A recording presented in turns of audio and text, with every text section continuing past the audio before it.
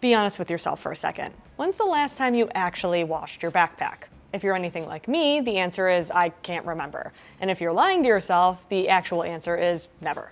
Kind of wild, right? I mean, think about how much manhandling your gear takes. It's on the ground at airports, shoved under bus seats, sweated on for hours on end. So today, I'll walk you through exactly how we clean our gear when it gets a little too dirty during testing.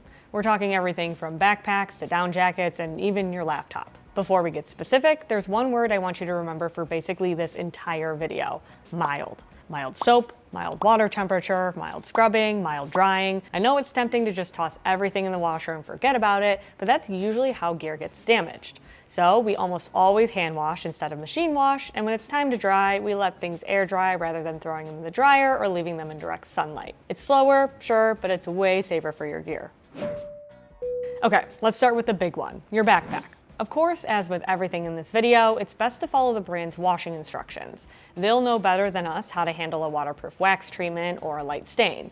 That said, our process will work with most bags. First thing you're gonna do is empty every single pocket. And I mean every pocket. You do not want to find out the hard way that your notebook full of ideas went through a soak because you were rushing. Not only because it's valuable, but because bits of wet paper will take forever to get off the bag. Once it's empty, take off anything removable like the sternum strap, hip belt, and your frame sheet if it has one. It not only makes the whole process so much easier because you're not fighting with a whole bunch of dangling straps the whole time, but it will also allow the water and soap to get into every crevice. Think of it like disassembling a water bottle before you throw it in the dishwasher. Now, shake out any loose dirt, dust, or sand and brush off what's on the outside. Dry dirt is easier to deal with than mud, so get rid of it before you add any moisture. From there, soak the bag in lukewarm water with a small amount of mild soap.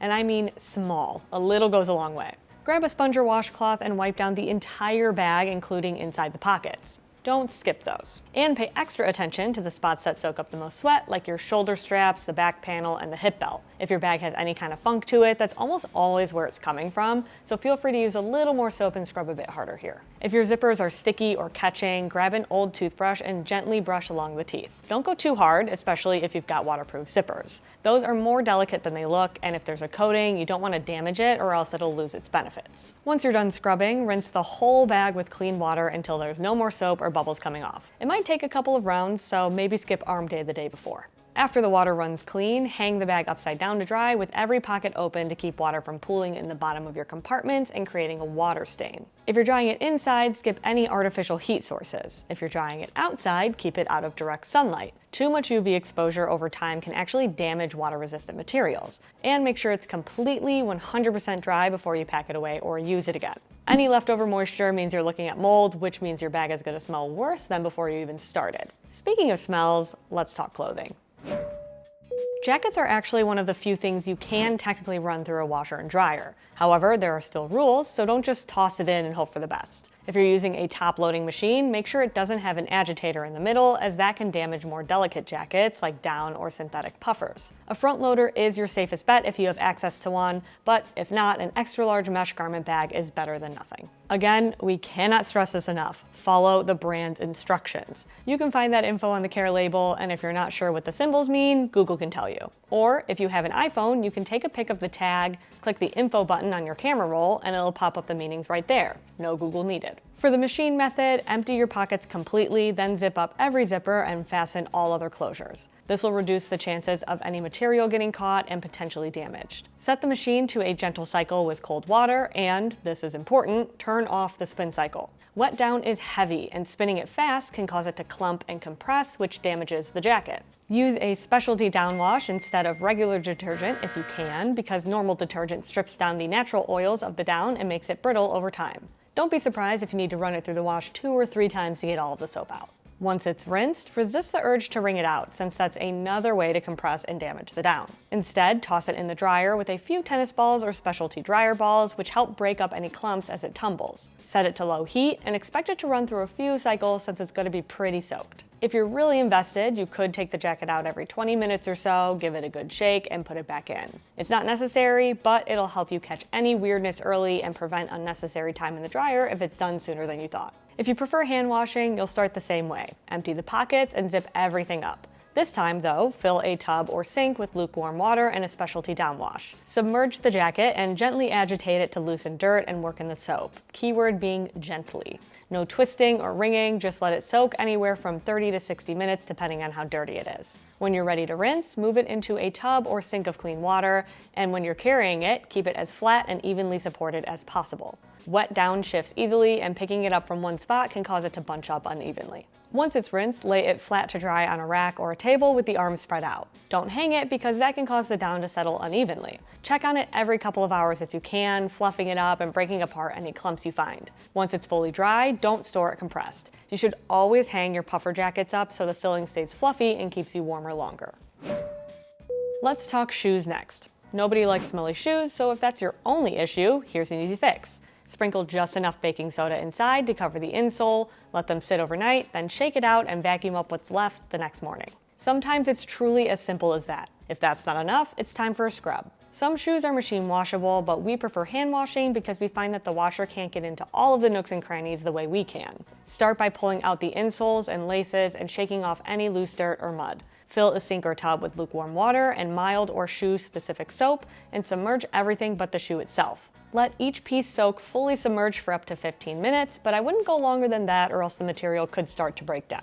As for the shoe itself, you'll need a sponge or a cloth. Scrub it down with a similar soap and water mixture, spending extra time on the inside of the shoe.